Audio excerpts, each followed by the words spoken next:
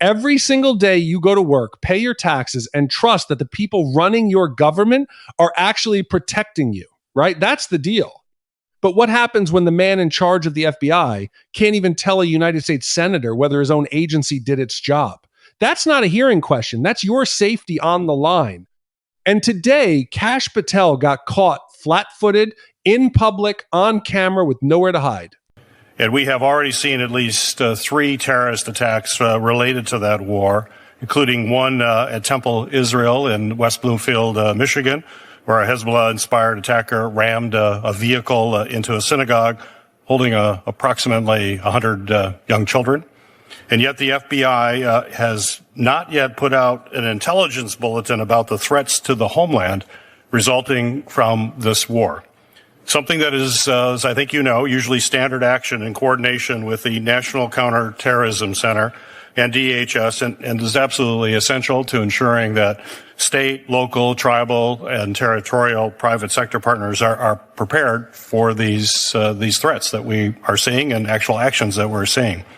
So my question for you, Director Patel, just to confirm, has the FBI, in coordination with NCTC and DHS, issued a joint Homeland Threat Intelligence Bulletin to state, local, tribal, territorial, and private sector partners on the threats from Iran and its proxies as a result of this war? I know we have pushed out numerous PSAs, and I believe through the ODNI we have spoken collectively on the matter, but on the synagogue attack, the FBI directly coordinated with the synagogue 3 weeks before and provided training, which the synagogue themselves stated helped prevent the loss of. No, I agree with that. Certainly, I have a question later, but that was a good thing, absolutely. But is there a coordinated bulletin going out to all the entities that I mentioned? We have not found that bulletin. We have not seen that. That has been prior practice for the FBI. I'm wondering why this is different this time. That's my question. So what I'm saying is the FBI sent out PSAs to all our state and local partners, and I'll check with ODNI, but we should have sent out a coordinated, collected message out on that front. Well, if you could forward that to me, because we have not seen that. So I'd appreciate that if that's the case. If you could forward that to our office, I would appreciate it. Senator Peters, is a PSA the same thing that Senator Peters is asking about? Yes. Okay. Thanks. We'll see. I'm, as ranking member of Homeland Security and Government Affairs, Chairman Paul and I, working in a bipartisan way, Chairman Paul, have requested a committee briefing about these threats, about the threats related to what's happening as a result of the war in Iran. About a month and a half ago, we're still waiting to get that briefing from the FBI, and we're the Committee on Homeland Security in the U.S. Senate. Can I get a commitment from you that we will get that briefing as soon as possible? Absolutely. Good. Thank you. Director Patel, for decades, the FBI, in partnership with the Cybersecurity and Infrastructure Security Agency, has played an absolutely critical role in helping both state and local election officials defend against threats to our election. The FBI briefed election officials on both physical as well as cyber threats. It's helped political parties and campaigns secure their communication systems.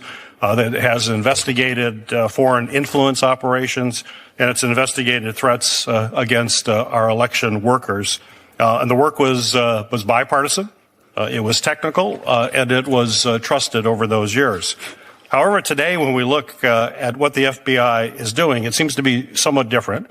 This is about whether the FBI is actually doing the one job it's supposed to do: protect Americans from terrorism and protect the integrity of our elections. Start with the terrorism piece. We are deep into a war with Iran now, a country that has bankrolled terrorism for decades. And on American soil, we've already seen attacks tied directly to that conflict, including a Hezbollah-inspired attack on a synagogue in Michigan, a synagogue that was holding roughly 100 young children at the time. Think about that number for a second.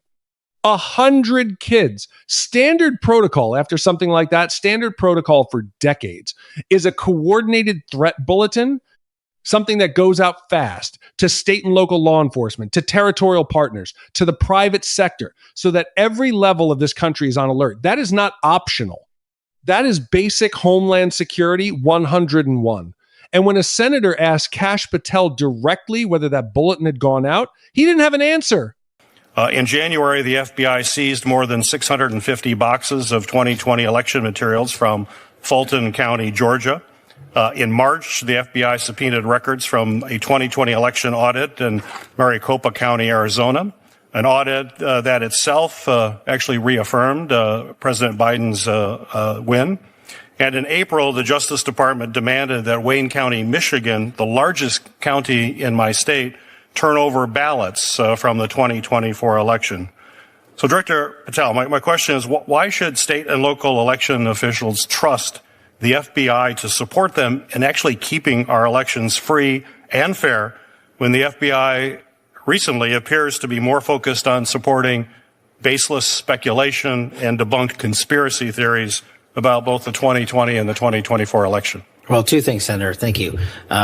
As to the execution of legal search processes, we went to federal and state magistrates, and like we do in any case, and received ruling of probable cause to advance any investigations we're working on. As to the overall security of the election, that is of primary importance with us, which is why we at the FBI and me have installed ECCs, election county coordinators, in every single 56 field office that I have. We've also stood up a national security, election security post at headquarters for the upcoming midterm elections.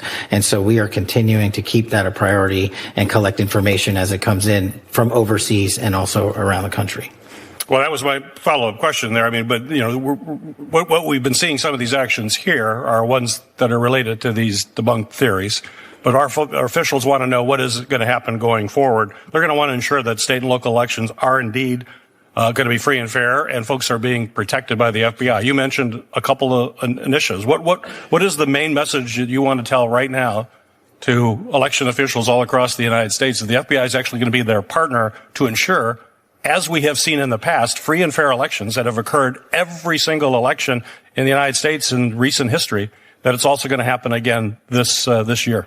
That's why we've prioritized and stood up these ECCs. That's why we've prioritized and stood up these national coordination centers. And that's why we're hand in glove embedded with CISA and DHS to ensure the integrity of this upcoming election. We have prioritized that. We have flexed more resources to that, including the personnel I've shifted out to the field. So they're not just at headquarters, are working on election security and election integrity around the country. Well, as you come before the Committee on Homeland Security, which I appreciate your commitment to have that briefing, we're going to want to do a deeper dive into that, and I would hope you'd be prepared to do it at that time, and you could commit to doing that. Thank you, Senator. Thank you. Thank you, Mr. Chairman. He fumbled around PSAs. He name-dropped ODNI. He tried to pivot. But the bottom line stayed the same. No coordinated bulletin, confirmed as missing, confirmed as overdue. Weeks after an attack on a synagogue full of children, the guy running the FBI couldn't confirm his own agency, did the bare minimum. And it gets worse because it wasn't just terrorism. This committee has also been waiting over a month for a promised briefing on the threats stemming from this war. A month, while attacks are already happening, while the clock is ticking. That's not leadership. That's negligence dressed up in a suit.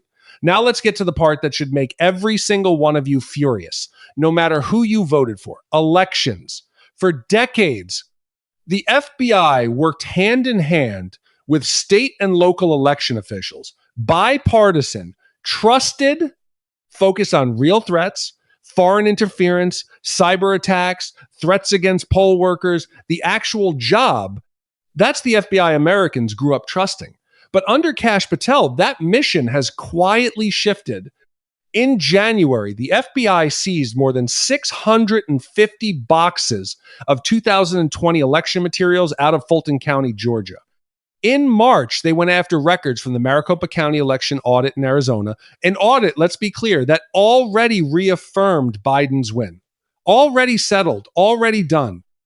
And in April, the Justice Department demanded ballots from Wayne County, Michigan, the largest county in the entire state, tied to the 2024 election. So ask yourself, why is the FBI spending resources chasing settled elections and debunk conspiracy theories instead of protecting the ones coming up? Why is a federal law enforcement agency funded by your tax dollars being weaponized to relitigate elections that courts, audits, and officials from both parties have already confirmed were legitimate? That question, that exact question, is what got asked in that room, and Kash Patel didn't have a real answer. He talked about legal process, about magistrates, about probable cause. Fine. But he never actually explained why an agency that's supposed to be securing the next election is instead digging through the last two. Meanwhile, real election security, the kind that protects you, the voter, gets left in the dust. Yes, Patel rattled off some talking points about coordinators in field offices and a new security post at headquarters. Sounds good on paper, but talking points don't mean much when your own agency can't even confirm a basic terrorism bulletin went out after an attack on a house of worship full of children. This is the pattern. Show up, deflect, promise a follow-up, never actually deliver. And every time it happens, the American people are the ones left exposed, whether that's to a terror threat that isn't being properly communicated, or to an election system that's being treated like a political football instead of a democratic institution. The senator in that room wasn't asking for favors. She was asking for accountability, for follow through, for basic competence. And what she got back was excuses. That's the story here, not politics, competence, or the total lack of it. So here's where we're at. A federal agency that can't confirm it warned the country after an attack on children at a synagogue. A federal agency chasing ghosts in elections that were already proven legitimate while real threats sit unaddressed. And a director who, when pressed, had nothing but deflection and delay. This isn't a partisan issue. This is about whether the people protecting this country are actually doing their jobs. Right now, the answer looks like no. Stay with us because we are going to keep digging into this and we are not going to let it get buried.